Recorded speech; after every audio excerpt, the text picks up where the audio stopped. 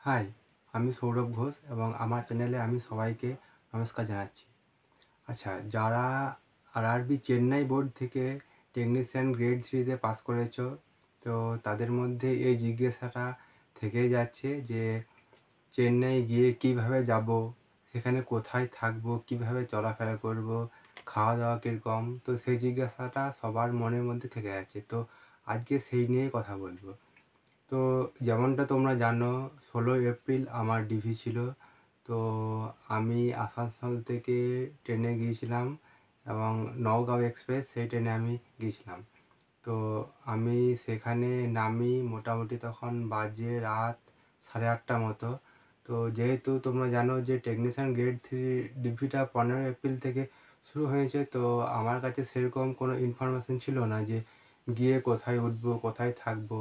তারপর যেহেতু আমি রাত্রে 8:30টায় নেমেছিলাম, তো আমার কাছে মানে সেরকম টাইমই ছিল না যে অত বেশি খোঁজাখুঁজি করা। তো সেরকম একটা টেনশন কাজ করছিল যে কীভাবে থাকবো, কোথায় থাকবো।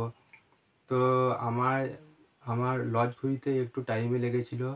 আমি 8:30 নামার পর মোটামুটি আমি যে লজে প্রবেশ করি সেই লজটার নাম হচ্ছে লিগেল লজ।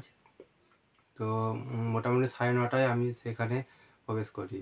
তো খুঁজতে একটু টাইম লেগেছিল। সেই লজটার আগে আমি আরও 2-3টে লজ দেখেছিলাম, কিন্তু সেই লজগুলোর পরিবেশটা ভালো ছিল না এবং রুমগুলো প্রচণ্ড গরম ছিল। আমি ঢুকে দেখেছিলাম জানালা সেরকম কিছু ব্যবস্থা ছিল না, বাইরে থেকে হাওয়া আসার সেরকম ব্যবস্থা ছিল না। কিন্তু চেন্নাইয়ের ক্ষেত্রে একটা জিনিস ভালো যে দিনে খুব গরম থাকলেও রাত্রে কিন্তু বেশ ঠান্ডা হাওয়া চলছিল। কিন্তু সেই রুমগুলোতে বাইরের হাওয়া কিন্তু প্রবেশ করছিল না। তো সেই রুমগুলো আমি নিইনি এবং অনেক খোঁজাখুঁজির পর লিগেল লজ বলে একটা লজে উঠলাম। ভাবলাম যে এবারে কোনো একটা লজে উঠেই পড়ি, কেন রাত্রি হয়ে গেছে, এবারে ওইভাবে কীভাবে চলাফেরা করব, ঘোরাঘুরি করব সেটা ঠিক নয়। তো ওই রুমটা দেখলাম। রুমটা কিন্তু বেশ সুন্দর ছিল, পরিষ্কার পরিচ্ছন্ন ছিল এবং রুমটা বেশ ঠান্ডা ছিল। জানলা খুলে দেওয়ার পর বাইরে থেকে খুব ঠান্ডা হাওয়া আসছিল। তো রুমটা মোটামুটি বেশ ভালোই ছিল। আমার রুমটা ছিল ডবল বেডের ডিলাক্স রুম। তো রুমটা কিন্তু মোটামুটি ঠিকই ছিল। যে বাথরুমটাও কিন্তু পরিষ্কার পরিচ্ছন্ন ছিল। হ্যাঁ, সেখানে কিন্তু রান্না করার কোনো ব্যবস্থা ছিল না। রুমটা বেশ বড়ই ছিল। তো এটা হলো মোটামুটি আমার রুমটার ইনফরমেশান। আমার রুমটা ছিল 2nd ফ্লোরে। এবার দেখো, ওখানে 3 ধরনের রুম পাওয়া যাচ্ছে। একটা হচ্ছে স্টুডেন্টদের জন্য রুম, সেখানে ভাড়াটা একটু কম। তো স্টুডেন্টের জন্য রুম কিন্তু আমি পাইনি, সেদিন অ্যাভেলেবেল ছিল না। তো আমি ছিলাম নন এসি ডিলাক্স রুমে এবং আরেক ধরনের রুম পাওয়া যায় যে এসি ডিলাক্স রুম। এবারে তুমি 2 বেড, 3 বেড, 4 বেড তোমরা যজন যাচ্ছ সেরকমভাবে তোমরা রুম বুক করবে। তো আমি করেছিলাম 2 বেডের রুম বুক করেছিলাম, আমার সাথে আমার জামাইবাবু গিয়েছিল। তো আমরা নন এসি বুক করেছিলাম। তো রুমটার ভাড়া ছিল 630 টাকা এবং 18% জিএসটি নিয়ে মোটামুটি 730 টাকা করে পার ডে আমার রুমের ভাড়া পড়েছিল।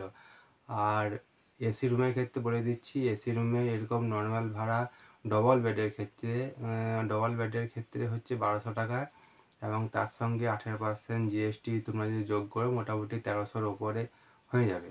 তো সেখানে কিন্তু এসি রুমের দরকার হবে না, কারণ রুমগুলো দিনের দিকেও বেশ ঠান্ডা এবং রাত্রের দিকেও বেশ ঠান্ডা, কারণ বাইরে থেকে রোদ সেরকম সেই রুমগুলোর মধ্যে পড়ছিল না। তো যেহেতু বাইরে থেকে রোদ সেই রুমগুলোর মধ্যে পড়ছিল না, তো রুমটা বেশ ঠান্ডা ছিল। এবং ওই একই লজে আমার আরও 4 বন্ধু সেখানে গিয়েছিল। তারা আমি যেদিন পৌঁছেছিলাম তার পরের দিন পৌঁছেছিল। তো তারাও সেই লজে গিয়ে উঠেছিল। তারা 4 জন গিয়েছিল, তাদের কিন্তু 1000 টাকা ভাড়া পড়েছিল, মানে পার হেড 250 টাকা করে ভাড়া পড়েছিল। তো সেটা ভালো, যদি 3-4 জন মিলে একসাথে যাও সেখানে পার হেড ভাড়াটা কিন্তু একটু কম পড়বে।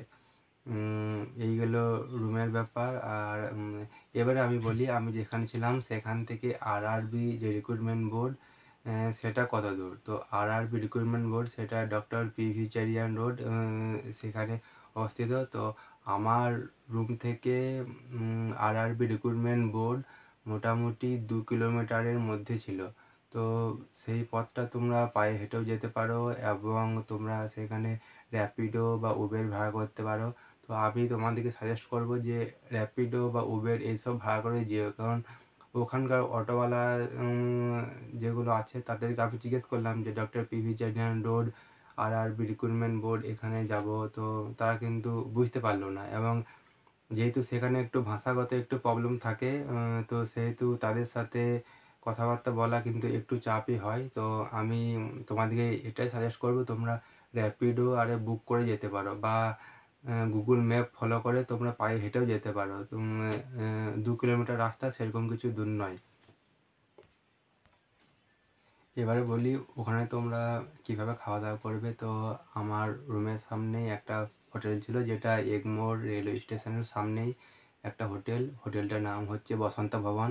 তো আমরা দুপুরবেলায় সেখানে ভাত খাচ্ছিলাম, 110 টাকা করে প্লেট নিচ্ছিল।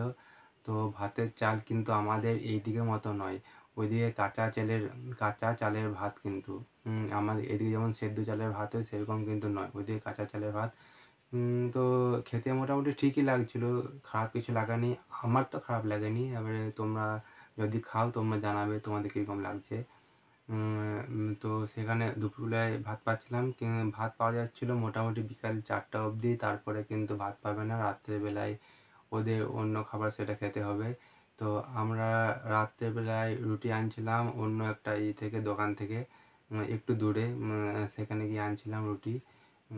তো খাবার মোটামুটি যেরকম তোমরা জানো যে ওদের খাবার সব কিছুতে মোটামুটি একটু টক থাকে, তো সেটা তোমাদেরকে একটু অ্যাডজাস্ট করতে হবে। খেতে খারাপ না, কিন্তু তোমাদেরকে একটু অ্যাডজাস্ট করতে হবে। আর দেখো ওখানে তো ইডলি ধোসা এগুলো সব সময় পাওয়া যায়, তো তোমরা টিফিনে সেই সব খাবারও খেতে পারো কিংবা ফল কিনেও খেতে পারো। তো ফল কিনে আমরা যেমন বেশিরভাগ দিনই ফল কিনছিলাম, কোনো দিন কী কিনছিলাম, কলা কিনছিলাম, আঙ্গুর কিনছিলাম, পেঁপে কিনছিলাম, শসা, গাজর এসবগুলো কিনে কিন্তু খাচ্ছিলাম। তো সেখানকার ফলের দাম আমাদের এই দিকের চেয়ে একটু বেশি, মানে ওই দিকে সব কিছুর দাম আমাদের কিন্তু এই দিকের চেয়ে একটু একটু বেশি। আচ্ছা, ওইখানে Apollo hospital Greens lane Chennai বলে যে অ্যাপেলো হসপিটালের শাখা আছে, তো সেই কাছাকাছিও কিন্তু অনেক রুম পাওয়া যাচ্ছে এবং সেইখানে রুম কিন্তু একটু সস্তা। কারণ আমার যে বন্ধুগুলো ছিল ওরা ওই লিগ্যাল লজে 2 দিন ছিল, তারপরে কিন্তু তারা সেখানে চলে গিয়েছিলো। তো সেখানে তারা দুজন মিলে ছিল, দুজন মিলে 600 টাকা পড়েছিল রুম। এবং তাদেরকে বলা হয়েছিল যে তোমরা 3-4 দিন মানে 2 দিনের বেশি যদি থাকো তাহলে সেই রুম ভাড়াগুলো 500 টাকার মধ্যে হয়ে যাবে, মানে দুজনে 500 টাকার মধ্যে হয়ে যাবে। এবং সেখানে বাঙালি হোটেলও আছে, বাঙালি হোটেল, বাঙালি খাবার সেরকম কিন্তু পাওয়া যাচ্ছিলো। এবং সেখানে ভাতের প্লেট নাকি 80 টাকা, মানে একটু কম। তো তোমরা গিয়ে কিন্তু সেখানেও থাকতে পারো। এবং সেখানে থাকার একটা সুবিধাও আছে, কারণ সেখান থেকে আরআরবি রিক্রুটমেন্ট বোর্ড চেন্নাই সেটা কিন্তু মোটামুটি 700 মিটারের মধ্যে। তো তোমরা সেখানেও থাকতে পারো, তাহলে তোমরা পায়ে হেঁটেই কিন্তু ডিভির দিন সেখানে যেতে পারবে।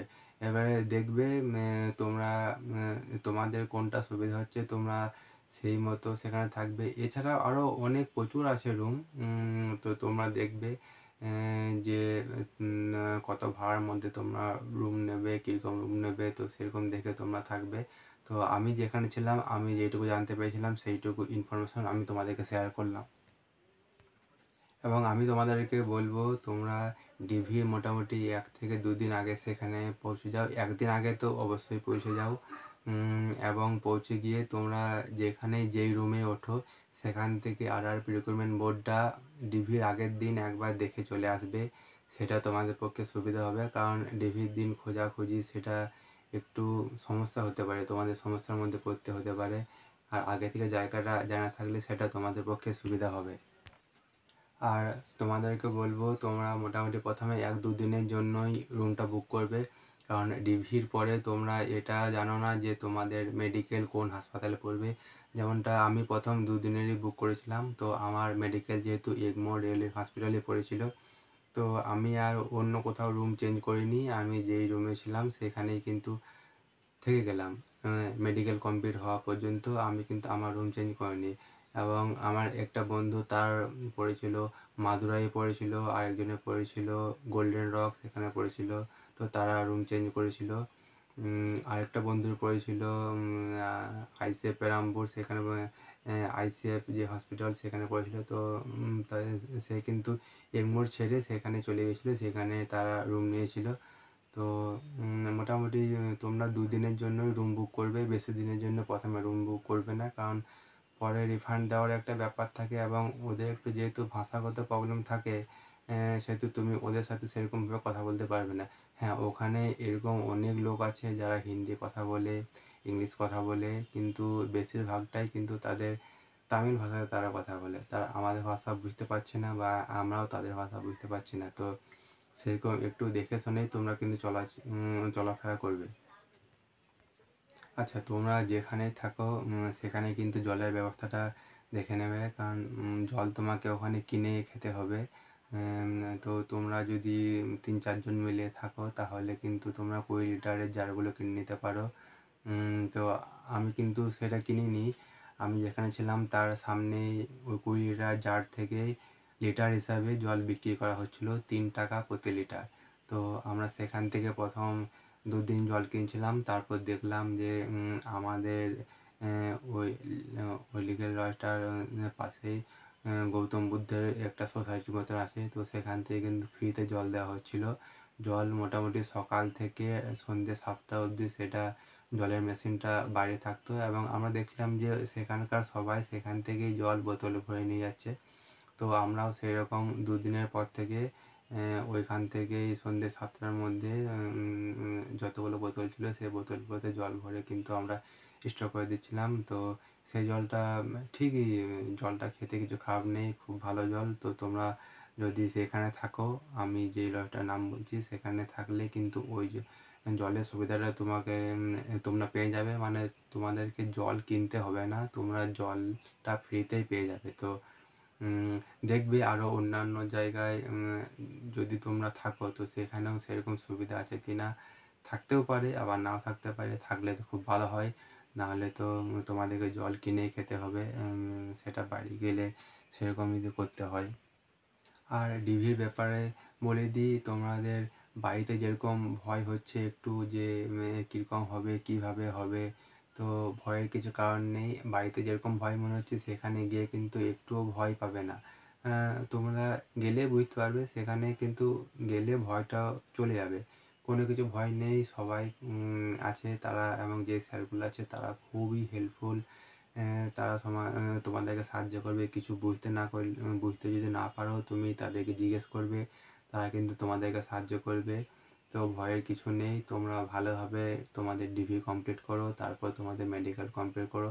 মেডিকেলেও সেরকম কিছু ভয় নেই, আগেই তো বলেছি যে মেডিকেলে কাউকে কিছু বাদ দেওয়া হবে না। যদি খুব মেজর প্রবলেম থাকে তাও তোমাদেরকে টাইম দেওয়া হবে সেই প্রবলেমটা ঠিক করার জন্য। কোনো যদি অপারেশন দরকার হয় তো তার জন্য তোমাদেরকে যথেষ্ট টাইম দেওয়া হবে। তো ভয়ের কোনো কিছু কারণ নেই, টেনশন করো না, টেনশন ফ্রি হয়ে যাও এবং খুব সুন্দরভাবে তোমাদের ডিগ্রি মেডিকেল কমপ্লিট করো। এবং সেখান থেকে কিন্তু তোমরা অনেক জায়গায় ঘুরতে যেতে পারো, যেমন আমরা গিয়েছিলাম মারিনা বিচ, সেখানে গিয়েছিলাম একদিন। তো আমি যেখানে ছিলাম সেই জায়গা থেকে মোটামুটি 5 কিলোমিটারের মধ্যে মারিনা বিচ। তো সেখানে একদিন গিয়েছিলাম বিকেলবেলা আমরা। তোমরা চাইলেও সেখানে বেড়াতে যেতে পারো।